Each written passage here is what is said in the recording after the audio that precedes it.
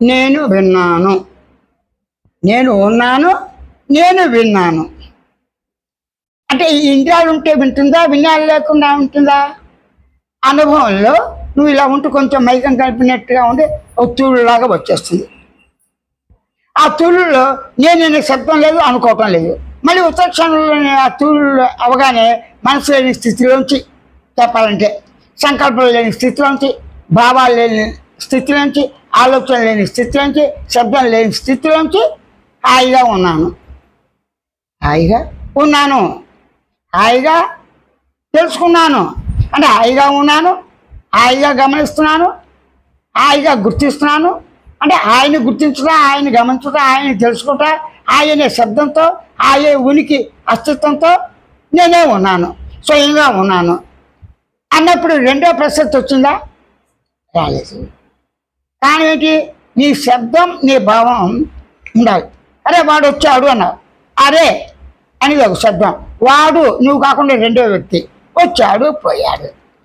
నిద్ర వస్తుంది, పోతుంది, కళ వస్తుంది, పోతుంది, మెలకు వస్తుంది, పోతుంది, రోగాలు వస్తున్నాయి, పోతున్నాయి, ఆరోగ్యం ఉంటుంది, పోతుంది. అలాగే వయసు వస్తుంది, ఆ వయసుని బట్టి చిన్న చిన్న మార్చుకుంటూ తాను ముసలాడు అవుతున్నాడు, వృద్ధాప్యం, అన్ని రకాలు ఉన్నాయి. తాత, మనవడు, ముత్తాత, కూతురు, కోడలు, ఈ పేర్లన్నీ కూడా పెట్టుకుంటున్నట్టు సంసారంలో అన్ని. అప్పుడు నువ్వు ఎన్ని పేర్లు, ఎన్ని నామాలతో ఉన్నావు అంటే నామాలు పేర్లైన అనుభూతులు కూడా వేరుగా ఉన్నాయా? చింతపండు పొల్లగా ఉంటుంది, పులుపు అనుభూతుంది. అనుభూతి పులుపు అని చెప్పావా?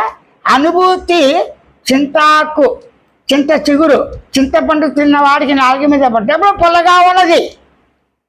ఆ పులుపు ఎలా తెలుసు నీకు? వస్తువు ఉండాలి. వస్తువు ఏంటి? అది వేప, అయితే వేము కూడా ఆకు, అది చేదు, మరి పొల్లగా ఉన్నది.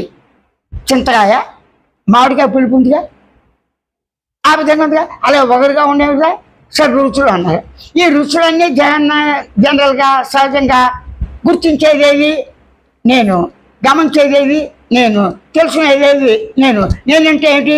మనసు. ఇక్కడ అంటే మనసు ఉంటే కదా నాలుక, మనసుతో ఉంటే కదా కళ్ళ ద్వారా చూసి ఈ చింతపండు తినాలి, చింతపండు పులిహార చేద్దాం, చింతపండు పప్పు చిగురుతో పప్పు చేద్దాం, ఏవో రకరకాలు అనుకుంటారు. ఇవన్నీ అనుభవించేప్పుడు స్ట్రెస్ అవుతుందిగా, పోటీ వస్తుందిగా. దానివల్ల ఏమవుతుంది? వీడికి స్ట్రెస్ వస్తుంది, వాటిని మన్నం చేస్తున్నాడు, తనకు తానే ఆలోచనకి, వీటికి స్ట్రెస్కి తానే కల్పిస్తుంది, తనకే బంధమైంది.